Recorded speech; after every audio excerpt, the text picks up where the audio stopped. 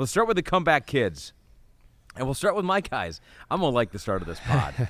The Detroit Lions come back to beat the Chicago Bears 31-26. And I was so happy because I was watching this game like I do many Sundays on Red Zone because I got to keep track of all the games, right? And Scott does a good job of keeping me up to date on all the different games.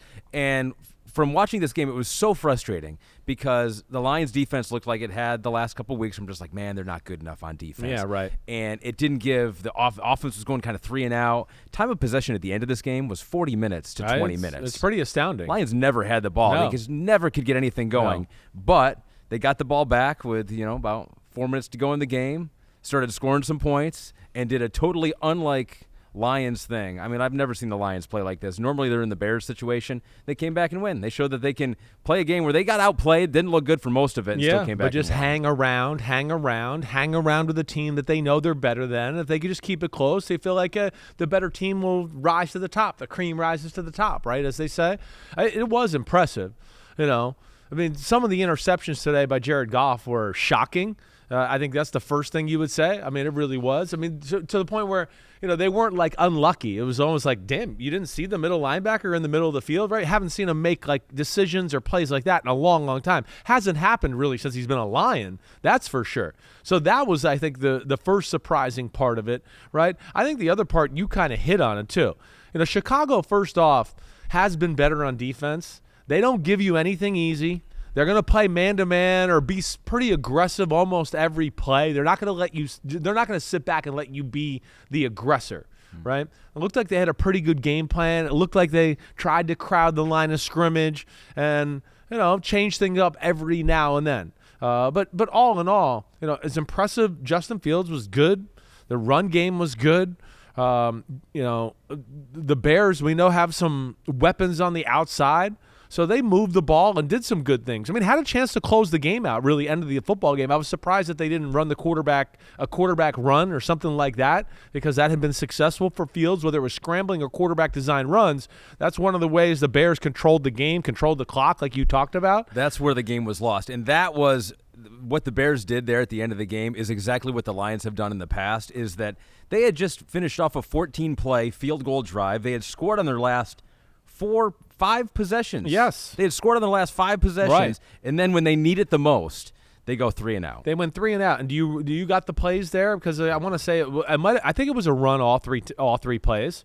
I'm pretty sure if I remember correctly. I'm not as good at working the browser. Yeah, it's okay. You're not as good as me, is what you were saying there. Is that what you're saying? You're not sure if you're as good as me there. Trying to look here. Well, no, here I'll tell you what they did. So, that's what happened. Khalil Herbert, no gain. Right. Khalil Herbert, left tackle. Right, 1 for yard. 1 yard, and then this is where I forgot. Oh, that's right. He throws the go route down the left sideline to Scott, 13, and really, by all due accounts, looked like he threw a good ball. Scott faded, first off, kind of took some weird steps when he looked like he was trying to locate the ball that made him slow down. And then the second thing, he kind of faded to the left as the ball was coming down. And it's just like, wait, no, just run straight. It's going to fall into your lap there. It was a perfect pass. It looked like it was a perfect pass. It was unfortunate, certainly, by the Bears. Because like you said, the Bears did a lot of good things.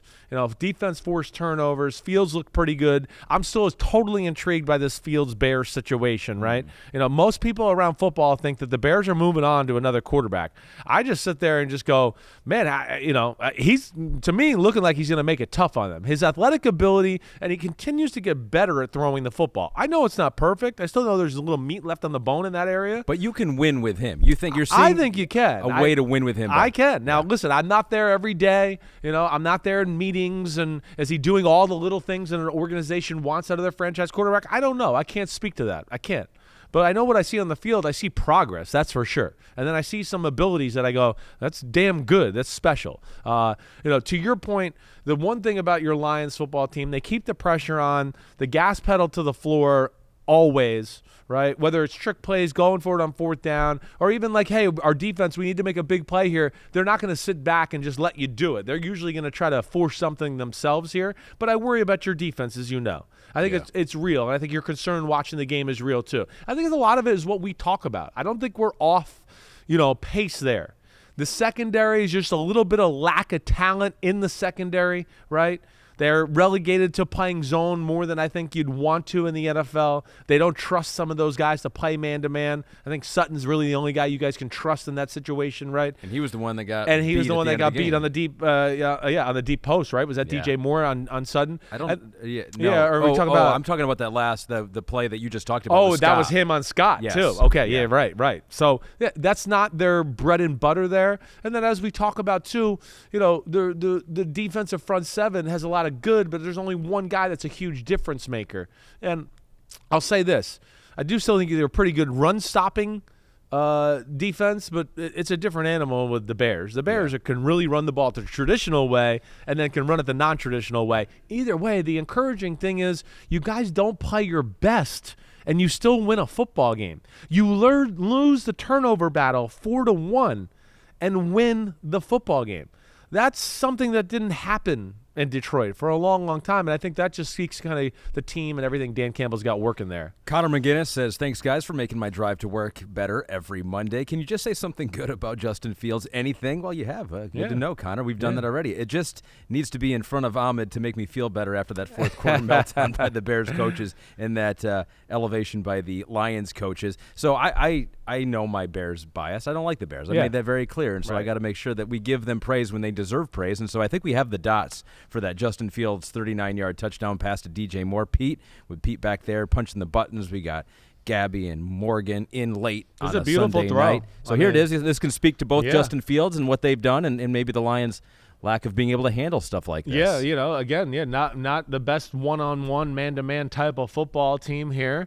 Nice little play design. He's really looking at it from left to right, kind of commit to Mooney on the deep crosser, to DJ Moore on the go route. And as we know and what we've seen all year, I mean, DJ Moore, when he gets a step on you, you're in trouble. And I think the beauty of this play was Justin Fields stepping up in the pocket, right? Bought a little extra time, threw the ball high and far down the middle and let DJ Moore run and get it. But this, again, to our man Connor, I see positives with Justin Fields. Like, I can't speak to what's going on behind the curtain like I talk about, but the throwing has improved. The seeing of the field has improved. Let alone we know he's still the best running quarterback in football. That's for sure.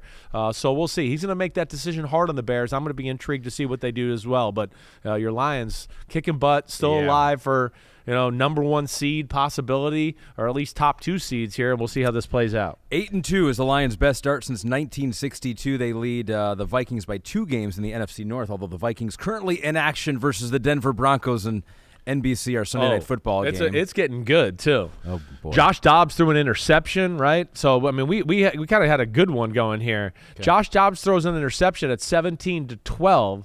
All right. Broncos get the ball in very good field position inside the red zone.